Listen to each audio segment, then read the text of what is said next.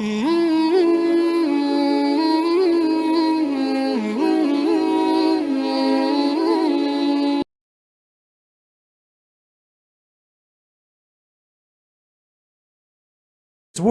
when it comes to Islam and science. During our disastrous discussion, Mohammad Hijab claimed at some point, to distract from a different topic, that the Quran speaks of multiple sons in a specific verse. And by the way, the Quran says in chapter 25 that there are many sons. No, it does not. He said that this is found in chapter 25, verse 61. Blessed is he who has placed constellations in the sky, or stars in the sky, and placed therein a lamp and a shining moon.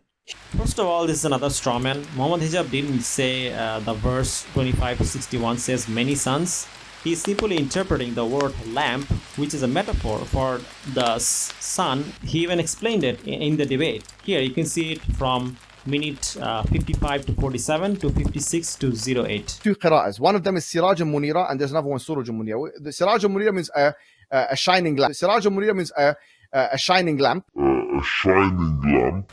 So he definitely didn't say the verse means many sons. He's simply interpreting the word lamp as a metaphor for the sun, because the Quran itself explains that sun is a shining lamp, meaning it is like a lamp for the people to see.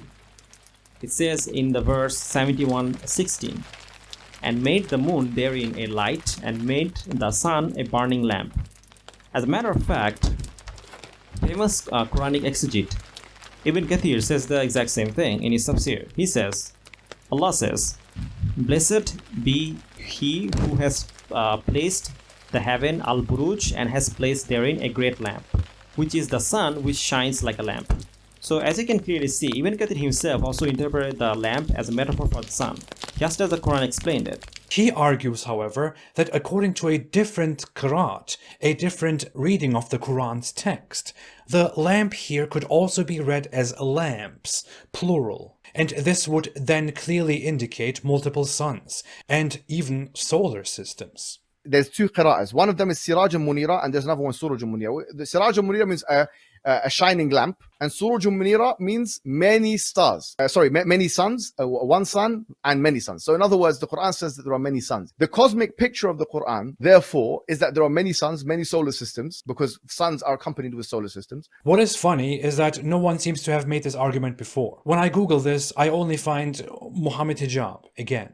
Mohammad Hijab mentions an exegesis of the Quran, the Tafsir al-Tabari. When asked for evidence, he acts kind of shady and says that I can't speak Arabic anyway, which is why I can't understand it, but it is true. So that means one sun. That's what Tabari is saying. And the other ones say Surujan, yeah, Qamar Munir, which means many suns. That's what Tabari says. But you can't access Tabari because it's in Arabic, so it's not in English. Yeah. It turns out, however, that the tafsir which he references never says anything about multiple suns, but rather says that this verse could be speaking of multiple stars or objects in the sky. Mohammad Hijab's claim that the Quran here describes multiple suns and therefore makes a miraculous revelation is full of far-fetched nonsense. Now, according to Ridwan's own translation, at minute 1610, Tabari said, and put lamps in it, which means, according to the two readings of the Quran, it can either be one lamp or many lamps. Now, since the word lamp is a metaphor for the sun, then it means the other readings is saying that there are many suns. So Muhammad Hijab is absolutely right. If you take both Ibn Kathir and Tabari's explanation of the verses, then you can most definitely interpret the verse as saying that there are, many suns. As a matter of fact, this is not the only place where the Quran says this. There are many lamps and suns. Ibn Kathir quotes another verse where it says the same thing. For example, it says in the verse 675, and we have certainly beautified the nearest heaven with lamps, which means he put many suns, because lamp is a metaphor for the sun. So Muhammad Hijab is absolutely right. The Quran does say that there are many suns.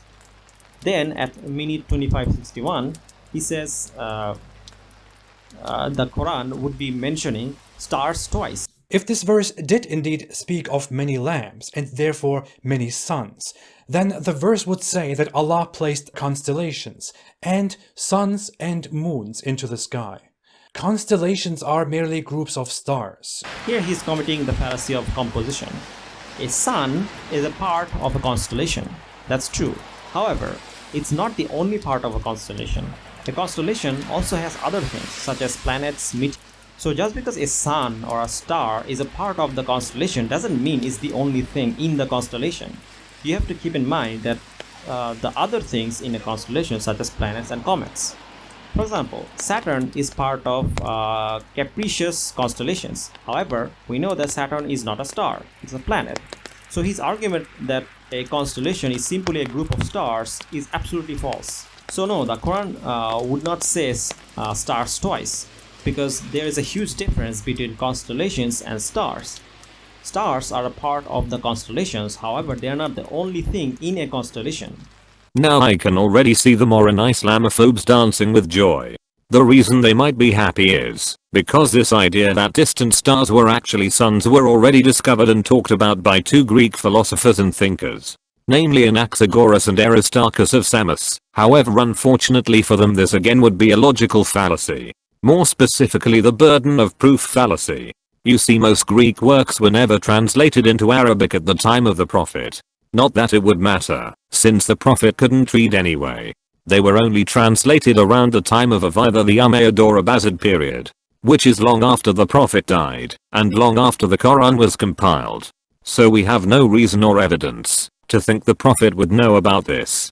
So if they make this claim, they need to provide evidence. So far none exist. Sorry to burst your bubble, dear Islamophobes.